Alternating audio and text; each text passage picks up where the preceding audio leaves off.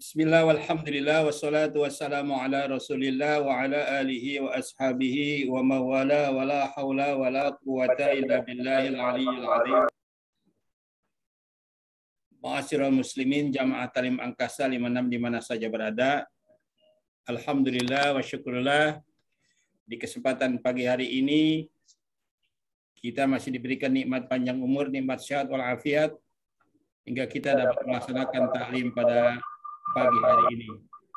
Semoga semua ini senantiasa taufik dan hidayah Allah menyertai kita semua,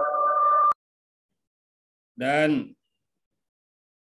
Allah buka pintu hidayah kita masing-masing bersama keluarga kita. Amin ya rabbal alamin. Ma'asyiral muslimin, silakan siapa yang membaca duluan. Dibaca halaman pertama aja.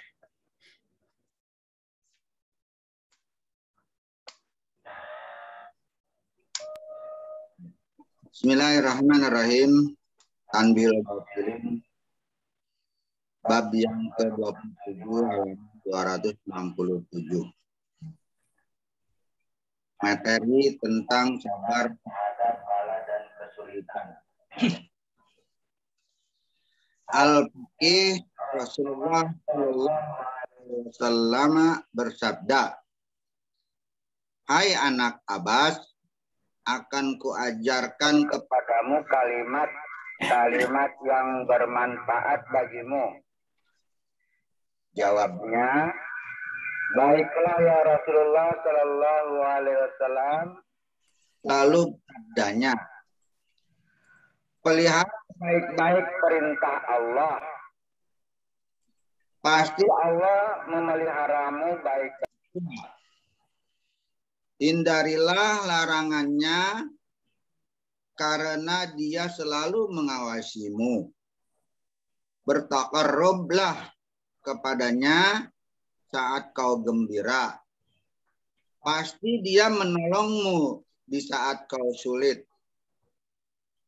Jika minta kepadanya, pasti dikabulkan. Jika minta tolong, pasti ditolong." Apa yang ditulis oleh kalam di Lauhul Mahfuz mengenai apa yang akan terjadi sudah kering hingga kiamat. Oleh karena itu, seandainya makhluk seluruh akan terbuat sesuatu yang bermanfaat bagimu, yang tiada tulis takdirnya, pasti mereka tidak kuasa. Demikian pula sebaliknya, seandainya mereka akan mengganggumu dengan sesuatu yang tiada tulisannya atasmu, pasti mereka tidak kuasa. Beramallah untuknya dengan bersyukur dan yakin. Camkanlah bahwa bersabar atas segala yang kau benci adalah sangat baik. Dan ketahui pula bahwa setiap kesulitan pasti ada jalan pemecahannya, yang akhirnya menjadi kemudahan. Al-Hadis. Dilanjut ya. Udah sampai situ dulu. Lanjut Ibu. Ya, makasih. Assalamualaikum warahmatullahi wabarakatuh. Waalaikumsalam warahmatullahi wabarakatuh. Waalaikumsalam warahmatullahi wabarakatuh. Lanjutannya Guru. Ya, Al-Faqih. Bismillahirrahmanirrahim. Al-Faqih Ali Thalib radhiyallahu an berpesan, "Ingatlah 5 perkara dariku. Ingatlah 2 dan 1, yaitu ingatlah sesuatu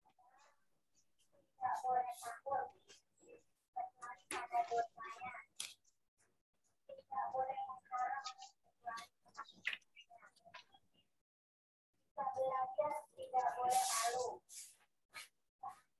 Belum tahu, tidak boleh malu.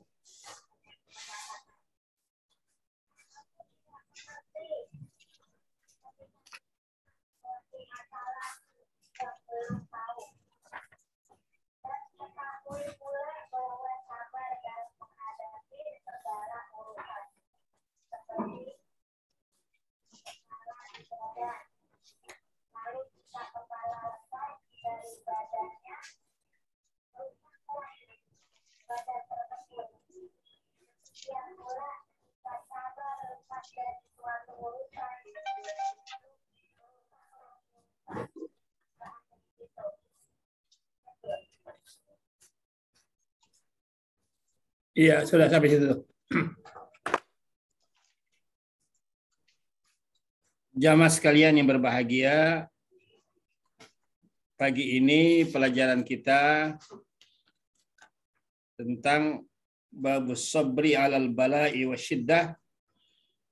Kalau dalam bahasa Arab halaman 161.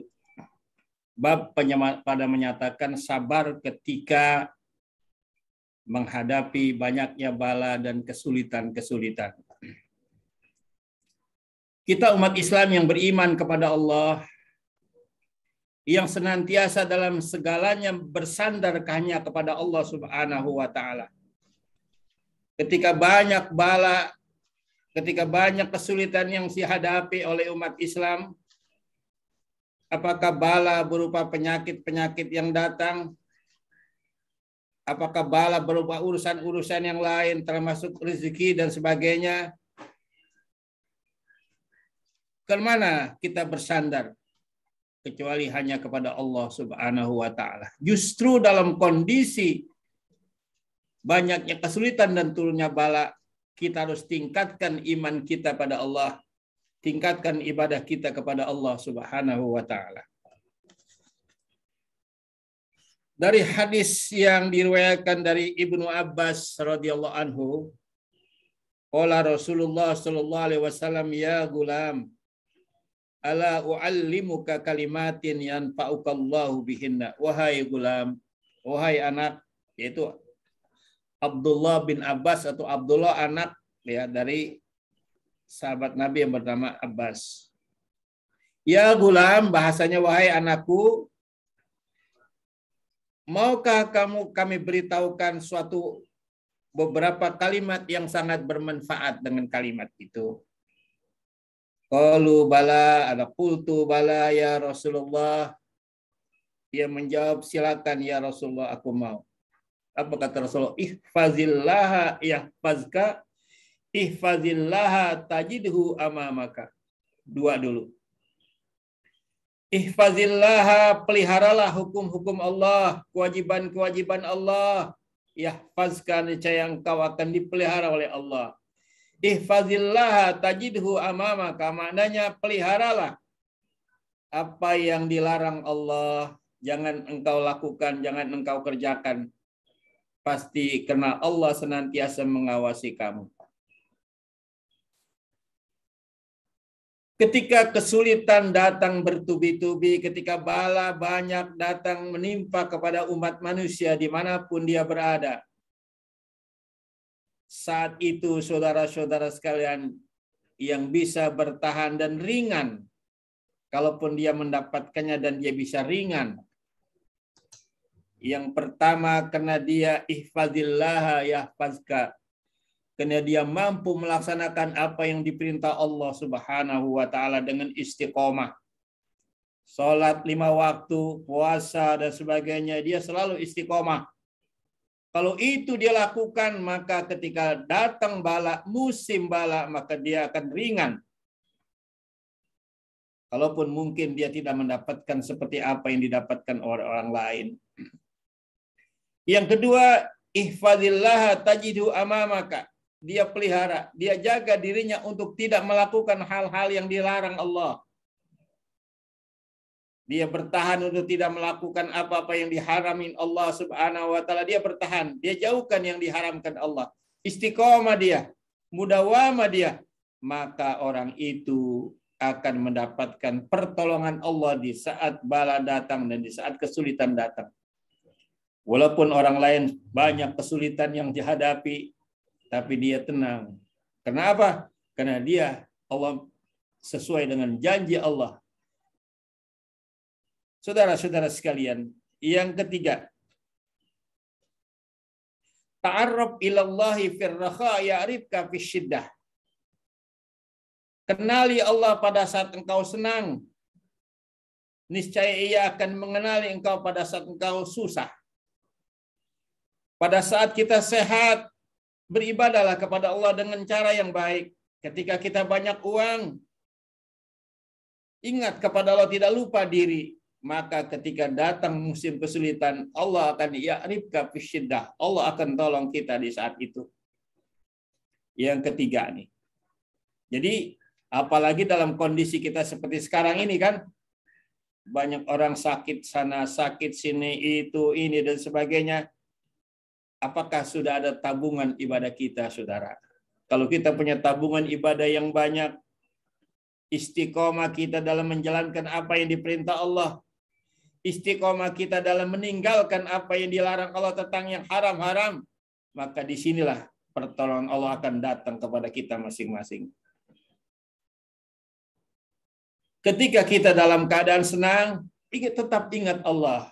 Ketika kita dalam keadaan kaya, ingat Allah. Ketika kita dalam keadaan sehat, ingat Allah. Jangan lupa diri. Apa yang diwajibkan Allah, kita lakukan. Apa yang dilarang Allah, kita tinggalkan. Yang keempat, iza sa'alta fas'alillah. Apabila engkau meminta, maka mintalah kepada Allah. Wa iza sta'anta fasta'in billah. Dan apabila engkau meminta pertolongan, maka mintalah pertolongan hanya kepada Allah. Jadi tidak ada saudara-saudara sekalian yang tempat kita bersandar saat ini, saudara, hanya kepada Allah. Karena kalau kita bersandar kepada kayu atau kepada tiang, maka ketika tiang itu roboh, kita pun akan roboh. Ketika kita bersandar kepada satu pohon yang besar sekalipun, ketika pohon roboh, maka kita pun roboh. Ketika kita bersandar kepada satu gedung yang tinggi sekalipun, ketika gedung itu roboh, kita pun akan roboh. Maka tempat yang paling tepat kita bersandar hanya kepada Allah. La yamut, yang tidak pernah mati selamanya, saudara-saudara sekalian. Dan mintalah pertolongan ketika kita butuh pertolongan kepada Allah Subhanahu wa taala. Jamaah sekalian yang berbahagia. Di dalam Al-Qur'an surat Al-Baqarah ayat 40 dicatat untuk memberikan ketegaran buat iman kita masing-masing. Allah katakan Allah, ya Bani Israil azkuru ni'mati allati an'amtu alaikum wa aufu bi ahdi ufi bi ahdikum wa iyaya farhabun. Walaupun Allah saat ayat ini menjelaskan bahwa Allah memperingatkan kepada Bani Israel, ingatlah terhadap nikmat-nikmat yang telah kau berikan kepadamu dan tepatilah janjimu padaku, niscaya aku tepati janjiku padamu. Wa aufu bi ahdi ufi bi ahdikum. Tepati janji kita kepada Allah, maka Allah akan menepati janjinya dengan pertolongannya kepada kita. Bagaimana menepati janji kita kepada Allah? Apakah kita sudah berjanji sama Allah? Sudah. Pada saat kita membaca asyhadu an la ilaha illallah wa asyhadu anna muhammadar rasulullah, itu kita berjanji pada Allah. Tepati janji kita dengan cara melaksanakan perintah dan menjauhkan larangannya. Maka Allah akan menepati janjinya dengan segala pertolongannya kepada kita. Itu surat Al-Baqarah ayat 40. Kemudian saudara-saudara sekalian, Al-Baqarah juga 152.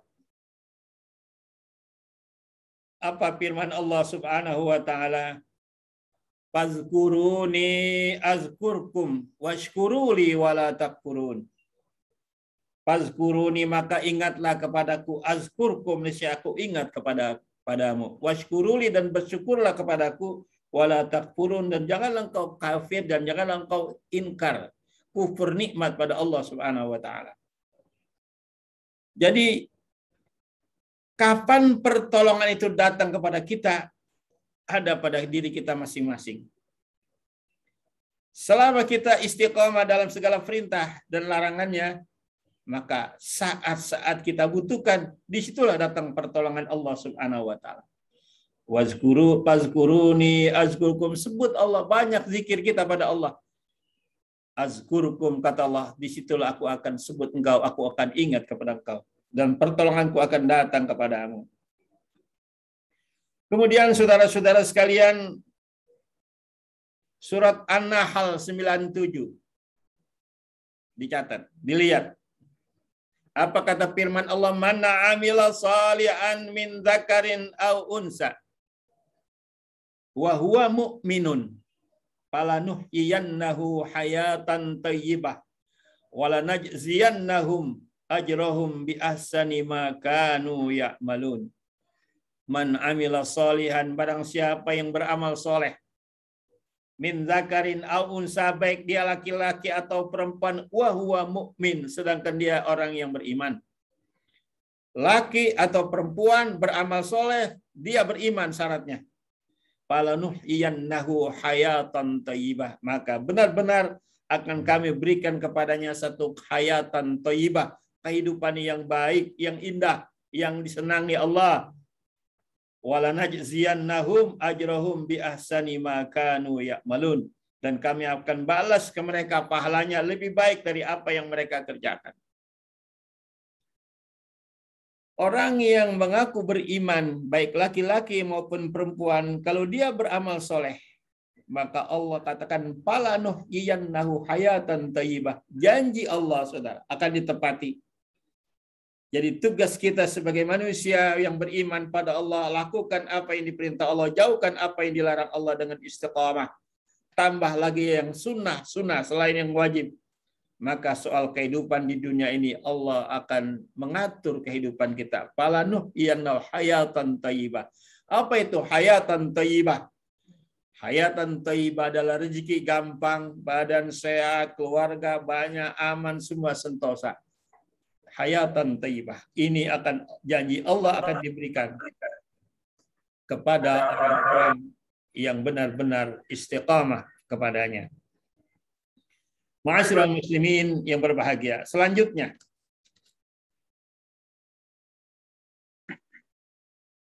qad jaffal qalam lamma huwa kainun. Walau annal khalqa kulluhum aradu ayyan pauka bi syai'in lam yaqdirhu Allahu laka lam yaqdiru alaihi. Wa in aradu ayyadurruka bi syai'in lam yaktabuhu Allahu alaika lam yaqdiru alaihi. Yang selanjutnya, saudara-saudara sekalian, kehidupan kita di dunia ini, seandainya ada orang yang akan menolong kita padahal tidak mendapatkan pertolongan Allah, maka pertolongan itu akan gagal. Sebaliknya, seandainya ada orang yang banyak akan membahayakan kita, menzalimi kita, tapi kalau tidak ada izin dari Allah, maka semua itu akan gagal. Penyakit di mana-mana banyak, saudara-saudara sekalian.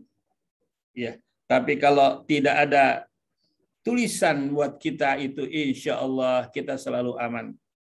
Asalkan sebelum saat ini dulu, sebulan, 2 bulan, 3 bulan, setahun, 2 tahun yang lalu kita sudah istiqamah, maka saat ini kita akan mendapatkan pertolongan Allah Subhanahu wa taala. I'malillahi bisyukri wal yakin. Berbuatlah, beribadahlah kepada Allah dengan rasa syukur dan yakin. Jadi ketika kita menjalankan perintah Allah, jangan ragu, saudara-saudara. Baik yang wajib maupun yang sunnah, lakukanlah dengan penuh keyakinan dan bersyukur pada Allah Subhanahu wa taala. Wa'lam anna fis sabri alamat taqra khairan katsira. Ketahuilah bahwasanya di dalam kesabaran itu, atas apa yang engkau benci di dalamnya kebaikan yang banyak. Kalau diukur dari hawa nafsu kita, saudara, memang kadang-kadang sabar itu pahit. Ketika kita diberikan satu penyakit, memang kita harus bertahan sabar. Tapi semua itu khairon katsira, ada kebaikan yang sangat banyak dalam diri kita. Siapa tahu di dalam kesabaran kita menahan yang kita petikan itu, Allah sedang hapus dosa kita, Allah sedang angkat derajat kita ke depan, saudara. Ada satu cerita dahulu, saudara, bagaimana menahan sabar. Ketika seseorang yang membawa bayi di dalam sebuah kereta, melakukan perjalanan dalam sebuah kereta, dia ada di gerbong kedua. Itu anak yang sedang digendong nangis terus. Dia diamkan, kagak mau diam, dia nangis terus. Sampai ibunya merasa hampir tidak sabar, saudara. Dengan cara apapun tetap bayi itu nangis. Dia menahan sabarnya. Mungkin kalau di rumah dia udah pencet kali itu anak. Tapi karena di dalam kereta banyak orang yang sedang memperhatikan, dia bertahan. Akhirnya, saudara, Dia berpikir cara mendiamkan anak ini, jangan diam di sini, jalan dia. Dia jalan dari gerbang pertama ke dari gerbang kedua tempat dia berada, dia mundur jalan ke gerbang yang ketiga dan ke gerbang yang keempat, saudara. Saat dia sampai di gerbang yang keempat, kemudian kereta terjadi tabrakan. Di gerbang pertama, kedua, banyak orang yang meninggal. Tapi karena posisi dia ada di gerbang keempat, maka dia selamat. Baru dia merasakan bahwa anak yang nangis atau bayi yang nangis yang sedang digendong itu memberi isyarat kepadanya agar dia selamat dari bencana dan bahaya. Kesabaran yang dirasakan dengan penuh penderitaan, ternyata saudara-saudara sekalian memberikan kegembiraan, syukur pada Allah Subhanahu wa Ta'ala. Seorang ibu, saudara-saudara sekalian, yang hamil, betapa beratnya seorang ibu yang hamil. Dia bawa sana, dia bawa sini, apalagi ketika makin besar ya Bu. Di perut kadang-kadang dia nendang kiri dan kanan. Kayak apa saudara-saudara penderitaan seorang ibu. Lebih-lebih ketika dia melahirkan. Tetapi saudara-saudara setelah bayi itu sudah lahir, maka semua penderitaan yang tadi dia lakukan, dia rasakan itu hilang rasanya. Dia terima dengan senyum. Karena anaknya sudah lahir di hadapannya, saudara-saudara sekalian. Inilah satu contoh bahwa annas bisabri alamat takrahu khairon kasir. Sabar ketika kita menerima sesuatu kepedihan, di dalamnya ada satu kebaikan yang sangat besar yang kita baru memahami kalau sudah ada perubahan. Wa annan nasra ma'as sabri wa'lam annan nasra ma'as sabri. Ketahuilah saudaraku bahwasanya pertolongan Allah itu ada bersama kesabaran. Jadi kalau kita bertanya kapan ini pertolongan Allah datang kepada kita, sabar, karena belum waktunya. Atau mungkin kita menyadari bahwa memang selama ini kita jauh dari Allah. Yang selama ini banyak apa yang dilarang Allah kita lakukan, sehingga pertolongan Allah ditahan, saudara-saudara sekalian. Ditahan agar kita menyadari apa yang mesti kita lakukan, ya istighfar. Setelah kita menyadari bahwa ujian yang Allah berikan kepada kita saat ini, belum datang pertolongan Allah, bahwa masih banyak kesalahan-kesalahan yang belum Allah ampuni kepada kita, maka solusinya adalah perbanyak istighfar kita pada Allah Subhanahu wa Ta'ala. Wa annal faraj ma'al karbi wa anna ma'al usri yusra. Sesungguhnya saudara-saudara sekalian, kemudahan-kemudahan itu bersama kesulitan, dan bersama kesulitan ada kemudahan. Wa inna ma'al usri yusra. Sesungguhnya di balik kesulitan ada kemudahan. 2 kali disebut di dalam surah Al-Asr itu, saudara. Wa inna ma'al usri yusra. Di balik kesulitan ada kemudahan. Jadi ketika kita dalam hidup ini mendapatkan kesulitan-kesulitan, kita harus berbesar hati, saudara, bahwa ada beberapa saat lagi akan datang kemudahan yang Allah berikan kepada kita. Asalkan kita memahami bahwa semua ini adalah ujian dari Allah Subhanahu wa Ta'ala.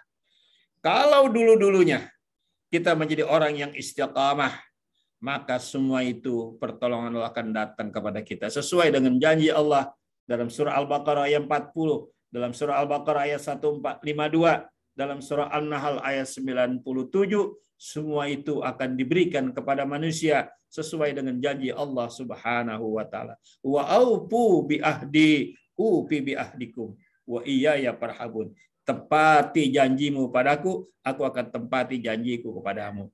Inilah pertolongan Allah akan datang di saat-saat kita dalam kesulitan dan kesulitan. Ma'asyiral muslimin, jamaah talim angkasa yang berbahagia.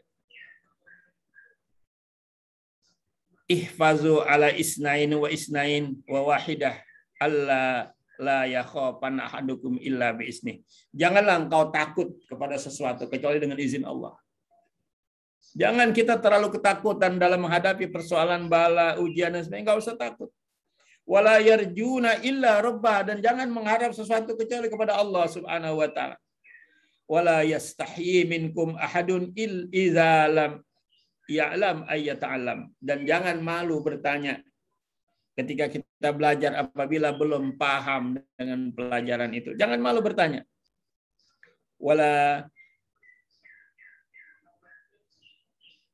yastahi ahadun minkum in su'ila wa wala ya'lam. Ayyaqula la a'lam. Aku belum tahu, aku belum paham. Enggak usah malu. Wa'lamu, ketahuilah anna sabra minal umuri bimanzilatir ra'si minal jasad. Sifat sabar yang ada di dalam diri kita, saudara-saudara sekalian. Di mana sabar itu adanya? Di dalam hati, saudara.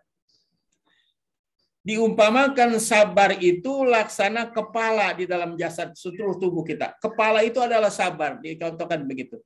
Ketika sabar itu tidak ada, ketika kepala itu tidak ada, maka rusaklah badan semua. Inilah diberikan perumpamaan kepada kita. Sabar itu di dalam diri kita seperti kepala yang ada di dalam jasad manusia. Ketika kepalanya tidak ada, maka rusaklah badannya semua. Ketika sabar tidak dimiliki oleh seseorang, maka rusaklah kehidupannya. Bisa saja dia ketika mendapatkan ujian yang berat dan bala, kemudian dia putus asa, dia bunuh diri, ya kan? Dia lompat dari lantai 5, lantai 7, dan seterusnya. Ini disebabkan karena tidak punya sifat sabar yang ada di dalam hatinya. Jamaah sekalian yang berbahagia, disinilah saudara, mari sama-sama. Dalam kondisi zaman seperti sekarang kita ini, sifat sabar kita tambah dan kita tingkatkan. Amal ibadah, apa yang menjadi perintah Allah lakukan, apa yang dilarang Allah jauhkan. Apabila itu sudah istiqamah, insya Allah sesuai dengan janji Allah, pertolongan Allah akan datang saatnya, saudara-saudara sekalian. Sekarang itu saja pelajaran kita pagi ini. Mudah-mudahan saudara-saudaraku semua dapat memahaminya. Dan Pak Surya, silakan kalau memang ada pertanyaan kita buka. Baik, terima kasih Guru. Buat jemaah sekalian, sesi pertanyaan, masuk pada sesi pertanyaan, silakan dibuka mic-nya yang ingin bertanya.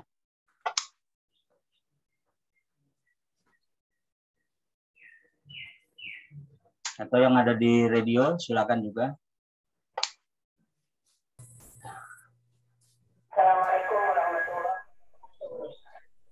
Waalaikumsalam warahmatullahi wabarakatuh.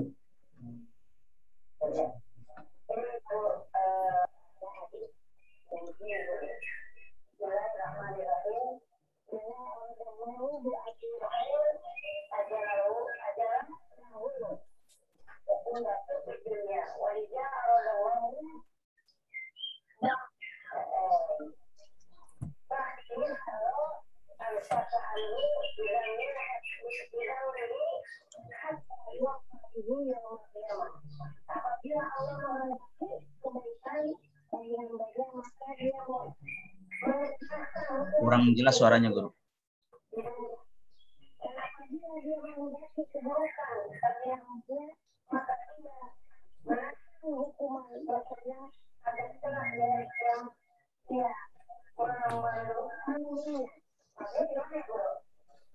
Ya, kalau di radio nggak kena, di radio kedengaran. Itu hadis yang menjelaskan agar kita tetap tabah dalam hidup kehidupan.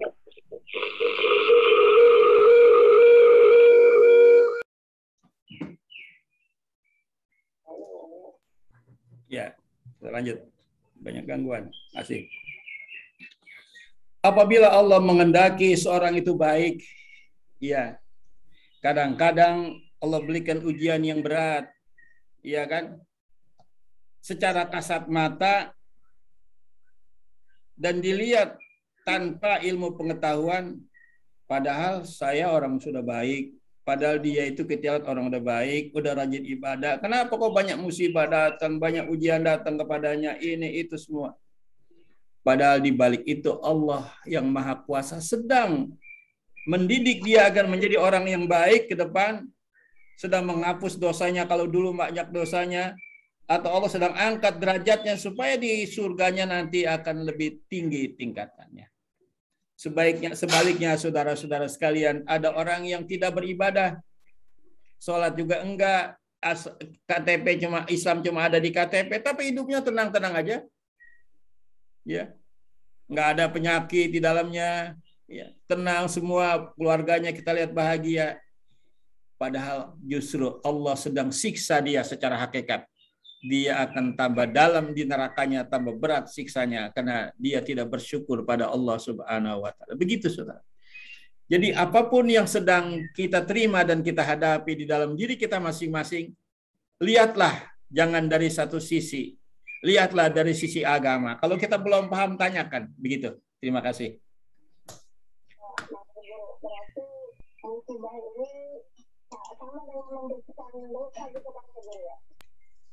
Iya.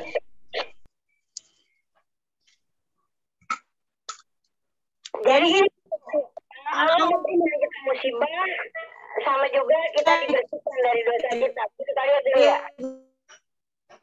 Ya. Ada dua kemungkinan. Semuanya bagus. Saya kalau hidup di radio sudah storing sih. Kita nggak dengerin di radio nggak kedengeran. Ada orang yang mendapatkan bala dan bahaya. Semuanya untung. Yang pertama, ada kalanya Allah sedang hapus dosanya masa lalu. Kalau dia terima dengan ikhlas.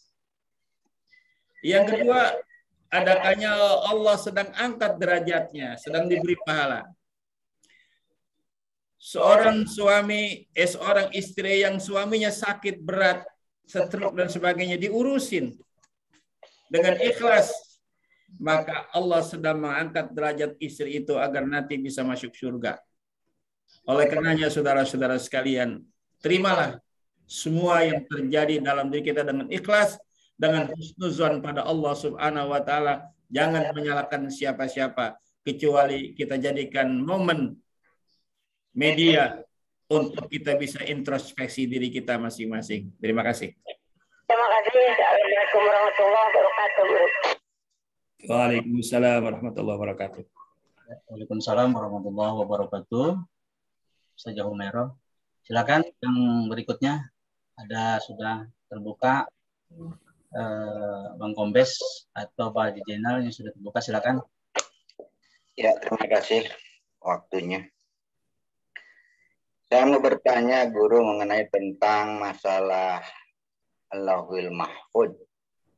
Lauhul Mahfuz ini adalah salah satu tulisan-tulisan yang memang sudah ditulis yang akan datang. Nah, dalam hal ini kadang-kadang juga suka bertanya diri sendiri, guru, kadang-kadang gitu. Apakah yang namanya Lauhul Mahfuz juga itu bisa dilihat sama orang-orang yang sudah bisa ilmunya bermukasyafah, terbuka gitu istilahnya.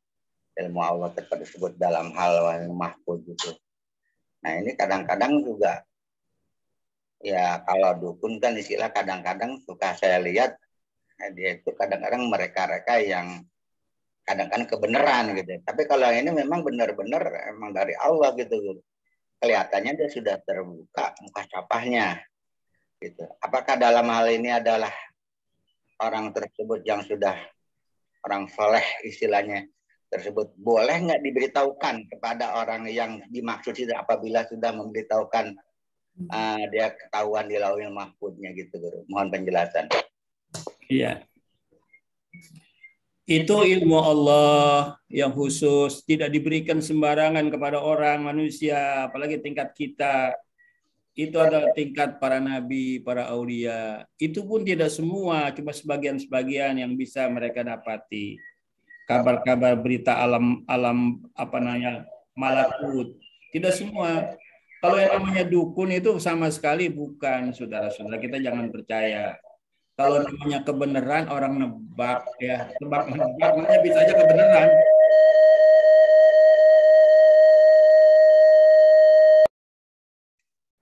Namanya orang nebak-nebak bisa aja kebenaran, tapi jangan dijadikan bahwa itu betul dia sudah melihat di Lauhul Mahfuz. Enggak ada, saudara-saudara, dalam keterangan agama.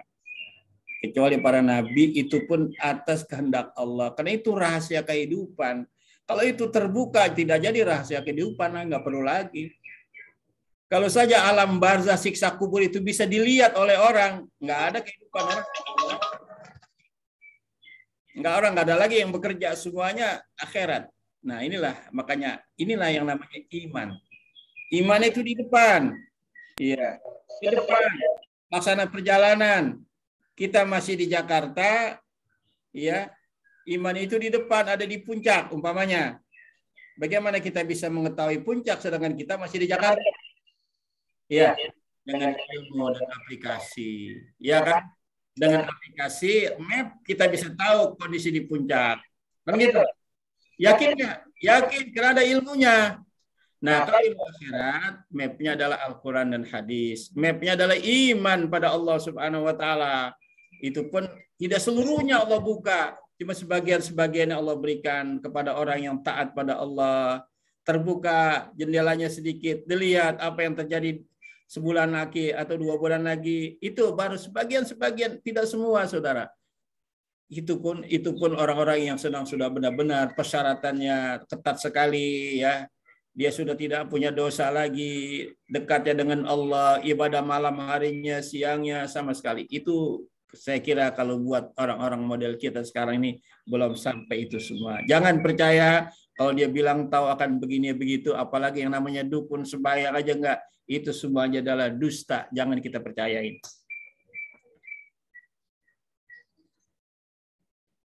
Ya, lanjut.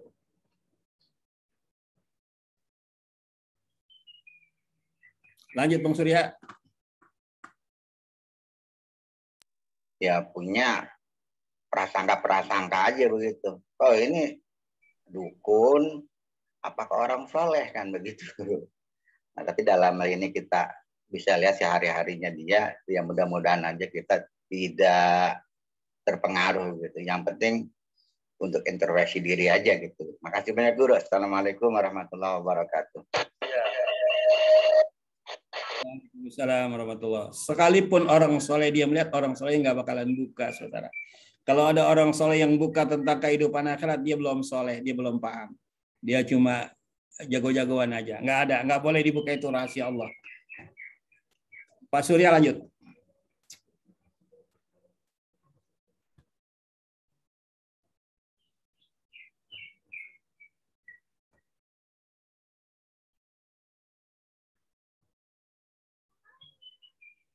Sudah?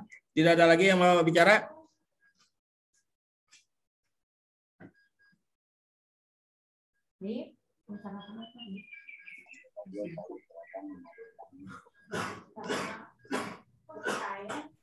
Baik, ini ada siapa yang satu ya, tapi namanya tidak terdeteksi nih. Orang demikian, Bang siapa ini? Bang Pak Asmin ya? Saya. Oh baik, ini rekan saya. Haji Era, namanya belum berubah. Iya, berubah soalnya namanya masih orang ya. Ya. Kenapa Silakan Bang Asmin. Ya? Silakan Bang Asmin. Ganti sendiri itu. Silakan Bang Asmin. Diganti mah.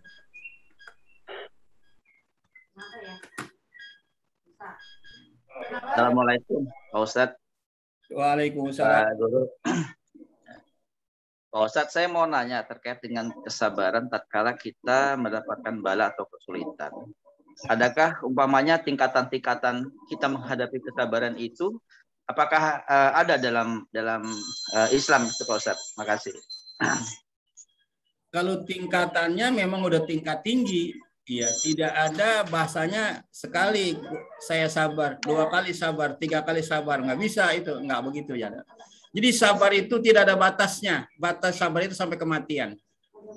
Ya, jadi bukan cuma 3 aja, 4. Justru dalam kondisi kita tahu bahwa sedang dalam ujian, sabar kita terus kita tingkatan, kita tambah poinnya terus gitu. Jangan ada pakai 2, 3, 5, 10. Tidak ada, semua sampai maut datang itu sabar baru habis gitu. Iya ya Pak Ustadz. Jadi artinya kita harus menghadapi kesabaran itu ya sesabar-sabarnya begitu Pak Ustadz ya. Iya, harus kita hadapi terus. Jadi ada 3, bukan tingkatannya ya, ada 3 poinnya. Yang pertama sabar dalam melaksanakan perintah Allah. Jadi apa yang menjadi kewajiban Allah pada kita, sholat 5 waktu, puasa, dan lain-lain yang hukumnya wajib, kita harus lakukan. Walaupun gangguannya kayak apa beratnya, ngantuknya kayak apa, kita bangun subuh, kita bangun. Itu tingkat sabar begitu. Yang kedua, sabar dalam meninggalkan apa yang dilarang Allah Subhanahu wa Ta'ala dalam haram. Sabar. Walaupun banyak orang yang taruh di hadapan kita minuman keras, ini, itu. Bahkan ada wanita yang senantiasa menggoda kita, gratis bang, silakan, pokoknya nggak bayar. Ya, sampai di mana kesabaran kita ketika mendatangkan yang haram tadi? Kita terus bertahan untuk tidak kita buka sabaran kita di situ. Yang ketiga, sabar ketika mendapatkan ujian. Nah ini, sabar ketika mendapatkan ujian. Jadi 3 poin sabar, bukan tingkatannya, 3 macam aja sabar. Sabar ketika kita melaksanakan kewajiban, sabar ketika kita meninggalkan apa yang dilarang Allah, sabar ketika kita mendapatkan kesulitan atau ujian. Apakah yang namanya kesulitan uang, rizki, apa yang namanya penyakit, dan sebagainya. Disinilah kita harus mantapkan kesabaran kita agar pertolongan Allah cepat datang kita. Baik Pak Ustadz. Ya artinya segala sesuatunya itu kita menghadapi dengan kesabaran. Mungkin tentunya di sini tingkat kesulitannya saja, kesulitannya aja yang Pak Ustadz ya yang harus kita yang harus kita sikapi begitu ya Pak Ustadz ya. Kita harus pahami. Ini orang-orang kadang nggak paham. Pahami dulu persoalan yang sedang kita hadapi, pahami. Setelah kita pahami, kita dekat dengan Allah, takarub. Apa kita dengan cara sholat sunnah, apa dengan cara memperbanyak zikir. Itulah yang bisa membuka. Yang saat ini belum terbuka akan terbuka. Dengan cara kita memahami dulu, jangan menyalahkan orang. Kemudian sikap kita, pendekatan kepada Allah yang Maha Kuasa itu. Baik Pak Ustadz, terima kasih Pak Ustadz. Artinya kita harus memahami kesulitan apa yang kita hadapi. Kemudian dalam kita menghadapi itu otomatis kita harus bersabar gitu, harus sabar dalam menghadapi itu. Apapun masalah, apapun kesulitannya, begitu ya Pak Ustadz ya? Iya. Jadi bersabar itu menunggu sampai waktu datang. Saya kasih contoh lagi. Bersabar masing-masing urusannya, makin besar urusannya, makin banyak waktu atau durasi yang kita butuhkan. Istri kita sedang melahirkan, sedang hamil. Berapa lamanya itu hamil? Ya, 9 bulan, 15 hari, 19 hari baru melahirkan. Nah, selama dari 0 hari sampai 9 bulan kita bertahan.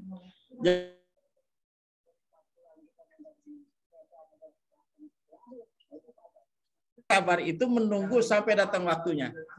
Bersabar kita masak air, ya kan? Kalau 1 liter, bersabar kita sampai masak air itu matang. Contohnya nih ya, biar gamblang di depan kita. Berarti membutuhkan waktu kira-kira 30 menit. Pasti air itu matang. Tapi ketika kita masak air itu 5 liter, siapkan kesabaran kita 1 jam. Atau 1,5 jam baru air itu matang. Nah, pahami persoalan yang sedang kita hadapi. Apa ini? Besar atau kecil? Kalau persoalannya agak besar, maka kita harus siap durasi sabar kita lebih lama. Dan orang sabar bukan diam, berusaha, bekerja. Bukan diam. Jadi kalau dia soal duit, soal rezeki, cari tiap hari di mana agar dia bisa dapat duit, bukan diam. Ikhtiar itu ada 2. Ada ikhtiar lahir, ada ikhtiar batin. Ikhtiar lahir, kita berjalan hablum minan nas. Kemana kita berjalan, berusaha, bertanya, usaha dagang, bisnis sebenarnya. Hablum minallah, yaitu berdoa. Perbanyak tahajud, perbanyak zikir, perbanyak sholat hajat, kalau siang sholat duha dan sebagainya, agar menunggu kesabaran sampai datang waktunya, kita isi dengan berbagai amal soleh.